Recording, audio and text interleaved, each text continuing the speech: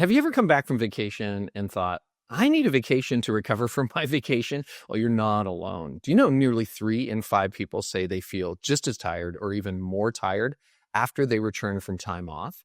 And if you're a leader, that kind of vacation isn't just disappointing, it can be dangerous because now you're back and you're leading on an empty tank. So let's talk about the 3 kinds of vacations that you can have, which kind a stressed leader actually needs, and how to make sure the time off that you're taking gives you the energy you're hoping for.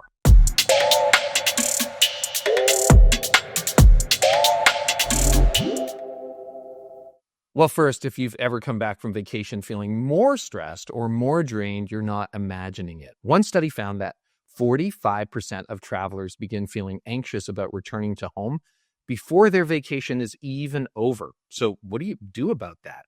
As I thought about this, I realized most vacations really fall into 3 categories, one of 3. And you know what? They're not all created equal. I'm guessing you've taken all 3 types of vacation. So let's break this down into 3 categories. Category 1, this is the first type of vacation. I'm going to call it the full tank trip. All right. These are the vacations where you breathe again, your heart rate drops, your sleep resets, and for a moment, you remember who you are.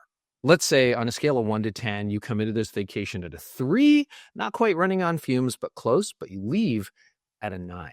So it could be a week at a cottage, a lakeside stay, a quiet all-inclusive, a slow food tour in a new country or a new city, or maybe it's just a string of lazy, unstructured days. But the bottom line, you leave refreshed, restored, recharged. And these are the best kind of vacations. They're kind of what we all imagine a vacation is going to be, but they're not the only kind. Which leads us to category 2, the half-tank trip. Now, these are fun, but they're not necessarily restful. Okay, think, for example, maybe you went on a whitewater rafting vacation, or you went hiking in the Rockies, or biking through Colorado or Italy, or maybe you hung out at a festival all weekend with late nights. Now, you're not coming home depleted, but you're not restored either. You're basically shifting your energy, not refueling it. So maybe you come into this vacation at a 6 out of 10, but you leave at a 6 out of 10, or maybe a 5.5 if the flights were delayed. Then there's the third kind of vacation, category 3, the empty tank trip. Now, you know this one, okay? You come back with less than you started with. Sometimes it's Disney with the kids, right? Sometimes they're those family trips that have those special dynamics you need to negotiate, or a trip with friends where one friend had a bad week and brought everybody down. Sometimes it's a family reunion, right? There's just dynamics.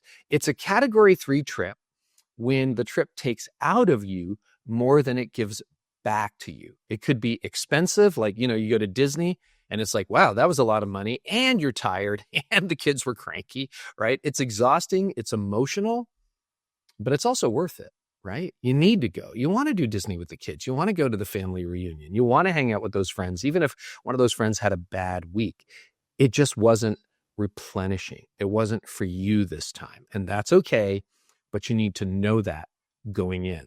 So those are the 3 kinds of vacations. Category 1, full tank. Category 2, half tank. Category 3, empty tank.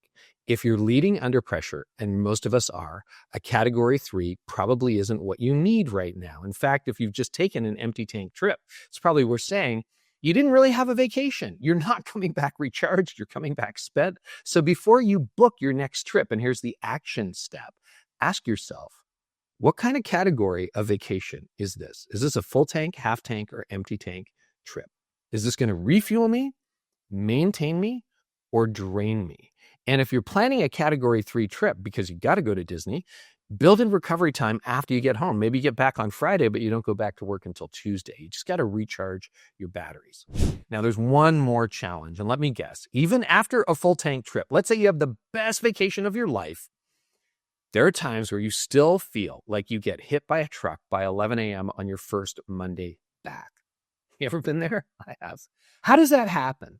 Here's how it happens. The problem is time off won't heal you if the real problem is how you spend your time on, right? One restful week or a 6-month sabbatical won't undo months of chronic stress and unsustainable schedule, broken boundaries, and back-to-back meetings. So what do you do? Well, first start thinking ahead. Ask yourself which category each trip falls into. So before you take it, you can plan your energy, not just your itinerary. Second, check in with yourself, because how you feel may be telling you something deeper. Now, that's exactly why I created the burnout assessment. In just 2 minutes, you can see whether your issue is boundaries, systems, or full-on burnout, and you'll get a personalized action plan to help you recover. You can check it out beneath this video, because you know what? You deserve more than just surviving until your next vacation. So what kind of vacation are you planning next? Let me know in the comments. And remember, be as intentional about your rest as you are about your work, because it's not about doing more. It's about doing what matters most and living in a way today that helps you thrive tomorrow.